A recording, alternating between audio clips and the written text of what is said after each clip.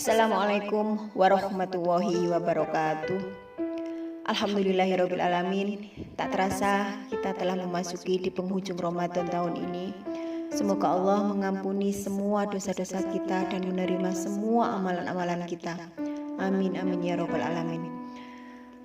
Anak-anakku semua yang dirahmati Allah, mungkin kita pernah merenungkan begitu banyak nikmat Allah yang diberikan kepada kita semua. Bukan hanya kepada orang beriman saja, tapi kepada seluruh makhluknya. Kita tidak pernah bisa menghitung nikmat Allah yang diberikan kepada kita. Jika diperhatikan, manusia terbagi menjadi 4 golongan. Terletak di manakah kita? Hanya kita yang tahu. Apa sajakah golongan itu? Yang pertama, yaitu golongan orang yang taat kepada Allah dan bahagia dalam hidup. Barang siapa yang mengerjakan amal soleh, baik laki-laki maupun perempuan, dalam keadaan beriman, maka sesungguhnya akan kami beri balasan kepada mereka dengan pahala yang lebih baik dari apa yang telah mereka kerjakan. Quran Surat An-Nahl 97. Golongan yang kedua yaitu taat kepada Allah dan tidak beruntung dalam hidup. Jika kita berada di posisi ini, maka ada 2 kemungkinan. Yang pertama, bisa jadi Allah mencintai kita dan ingin menguji kesabaran kita, kemudian mengangkat derajat kita seperti firman-Nya. Dan sungguh akan kami berikan cobaan kepadamu dengan sedikit ketakutan, kelaparan, kekurangan harta, jiwa dan buah-buahan, dan berikanlah berita gembira kepada orang-orang yang sabar. Al-Baqarah 155. Yang kedua, kemungkinan jadi bisa kita dalam ketaatan ada beberapa dosa yang kita lalaikan, sehingga mendorong kita untuk bertaubat. Untuk itu Allah menguji kita agar kembali kepadanya seperti firman-Nya, dan sesungguhnya kami merasakan kepada mereka sebagian azab yang dekat di dunia sebelum azab yang lebih besar di akhirat.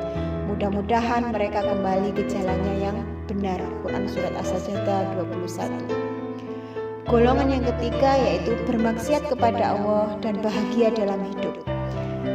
Posisi ini adalah terburuk. Di dalamnya ada konsekuensi yang sangat serius. Hukuman Allah pasti akan datang dan harus disadari sebelum terlambat.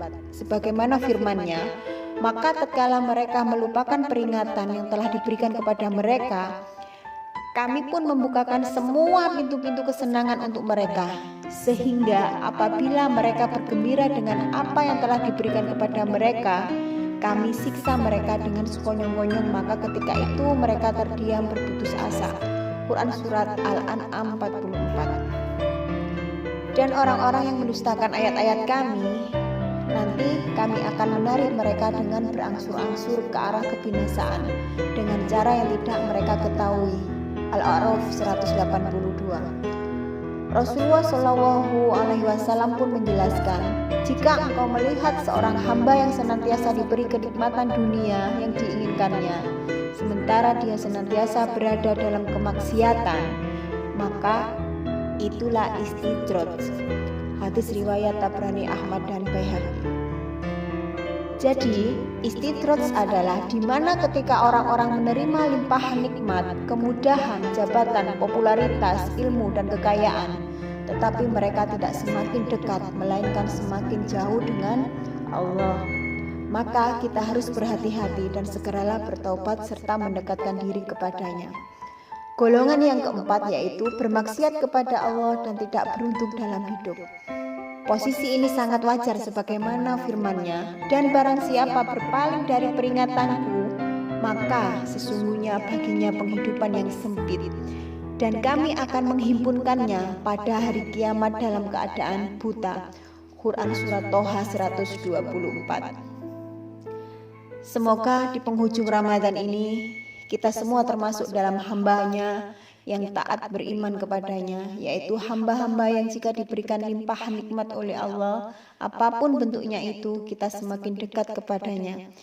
Saat diberikan harta, kita semakin dermawan. Saat diberikan ilmu yang tinggi, kita semakin ringan untuk mengajarkan kepada sesama. Saat diberikan kekayaan, kita tidak pernah sombong. Semoga ada manfaat dan kita bisa mendapat pelajaran dari ini untuk diri kita semua. Hadanallahu wa iyyakum.